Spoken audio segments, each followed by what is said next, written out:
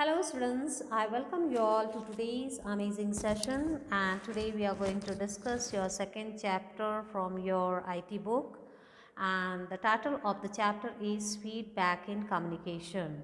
You might be knowing about feedback. What does it mean by feedback? Exactly, information about reactions to a product, a person's performance of a task, right? And feedback is an essential component of every successful communication. Feedback completes a two-way communication. Feedback ensures the successful delivery of a message, right? So let's move on to the points, students. Meaning and importance of feedback. So, meaning and importance of feedback, in that communication has following elements, that is a sender or messenger, that means the one who initiates the communication, right? And second one is the message, information being sent, that means information, message being conveyed, transferred. And encoding, that means format or structure of the message. It should be spoken words, picture, text, right? Now let's move on to the next point. Communication channel, like medium of communication, like air for oral communication, um, internet for electronic communication, paper for written printed communication. Decoding, understanding the meaning from the message received through a certain medium, right? And feedback, that means intimation about successful delivery of message. So let's see students, feedback is very important in communication as it ensures that the message has been successfully conveyed and the communication is effectively successful. So let's see students. So students, feedback can be of the various forms depending upon the type of communication, like when you smile or nod can be a form of feedback in interactive in-person communication, right? Similarly, we can say that a question or clarification, right? And a thank you note, when you write down a thank you note or an acknowledgement note, right? An audience clapping, right? Or hooting. These are the types of feedback. Getting me, students? Now let's move on to the next point, that is characteristics of feedback. What does it mean by let's see. Intention, students. Some characteristic of effective communication, or when feedback is to make the communication effective and successful. So first one is the intention. The intention of the feedback should ensure that communication becomes successful if the messenger is not received correctly. Feedback is the way to report this to the sender. Then specific, what does it mean by? It means that the feedback should not be vague and should be conveyed with clarity. Okay, fair and non-judgmental, right? And timeliness. Okay, and usefulness, clarity should be there. All these are the characteristic of feedback. Now students, types of feedback. There are three types of feedback: formal and informal feedback, descriptive and non-descriptive feedback, specific and non-specific feedback. So we are going to discuss, we are going to deal with all these topics. So let's move on to the first one, that is formal and informal feedback. So children, a formal feedback follows a preset format or structure using which the receiver frame feedback and send it, right?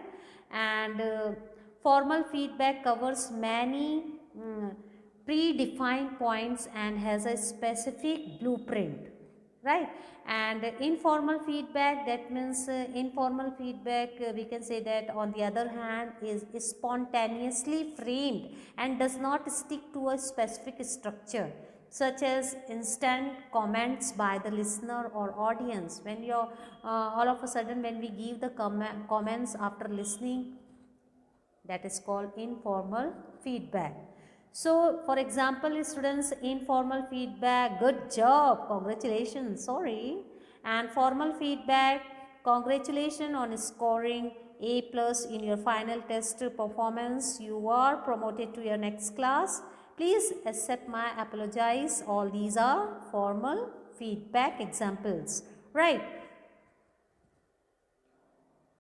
Now students, let's move on to the second point, types of feedback, descriptive and non-descriptive feedback.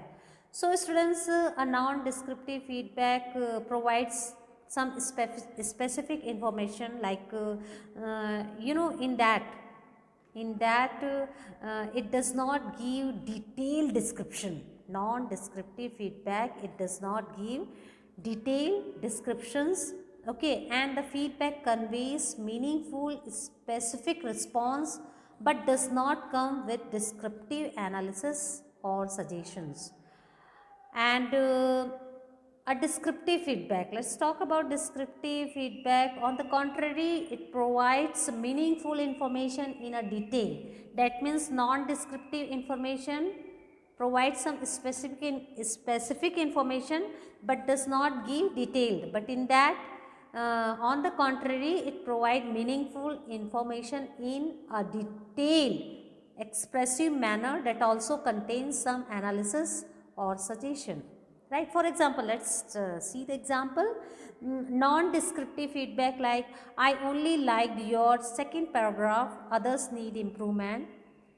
Like in second one, in your article conclusion needs rework, right? And descriptive feedback, let's see, all paragraphs should cover basically one idea, only one paragraph was as per this specification, other paragraph covered multiple ideas and the information was not